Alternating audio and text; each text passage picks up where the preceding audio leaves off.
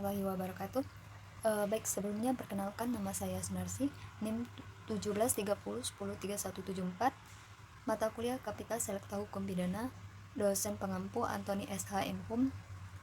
Di sini saya akan menyampaikan video pendek tentang pengaturan tindak pidana pengedaran obat yang tidak memenuhi standar dalam hukum positif di Indonesia. Hukum positif di Indonesia mengatur tentang tindak pidana pemalsuan obat, yang diantaranya ada 3 peraturan hukum. Pertama, Kitab Undang-Undang Hukum Pidana.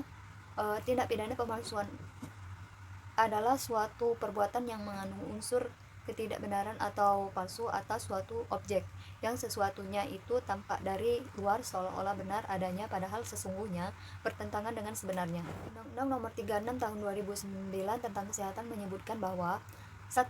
Tindak pidana pemalsuan obat memproduksi dan mengedarkan obat yang tidak memiliki izin edar.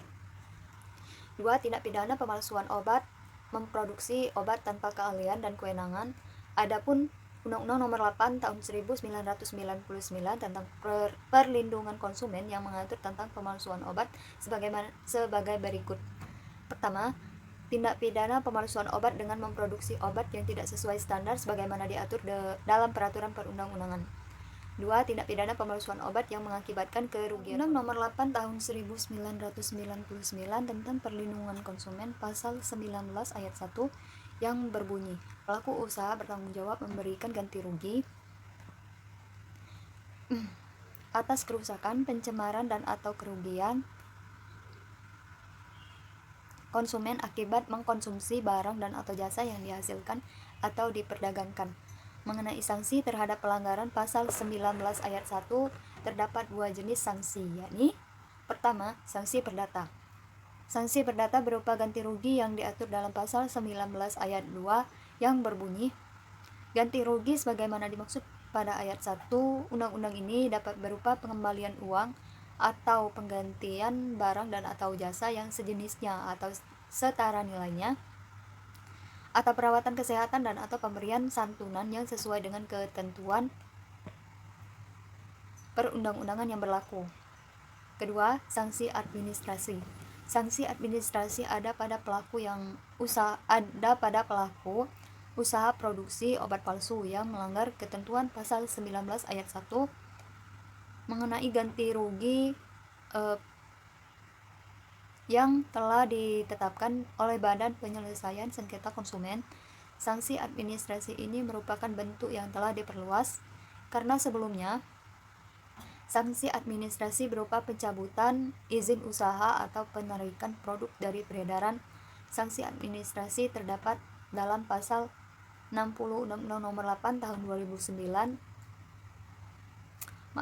Undang-Undang Nomor 8 Tahun 1999 tentang perlindungan konsumen yang berbunyi, Badan Penyelesaian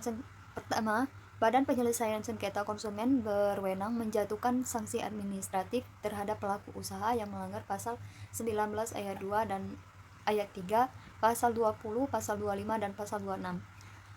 Kedua, sanksi administrasi berupa penetapan ganti rugi paling banyak 200 juta rupiah. 3. Tata cara penetapan sanksi administrasi sebagaimana dimaksud pada ayat 1 diatur lebih lanjut dalam peraturan perundang-undangan.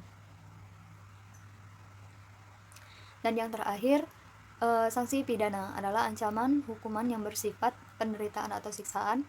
Sanksi pidana pemalsuan obat terdiri atas, pertama, menjatuhkan pidana terhadap terdakwa dengan pidana penjara selama 5 bulan dan denda sebesar 1 juta rupiah dengan ketentuan apabila denda tersebut tidak dibayar maka diganti dengan pidana kurungan selama 1 bulan. Kedua, menetapkan masa penahanan yang telah dijalani terdakwa tersebut dikurangi seluruhnya dari pidana yang dijatuhkan. 3. Menetapkan terdakwa untuk ditahan. Ya, itu saja video pendek yang saya sampaikan mengenai hukuman pidana bagi peredaran obat yang tidak memenuhi standar pemerintah. Wabillahi taufiq wal hidayah. Wassalamualaikum warahmatullahi wabarakatuh.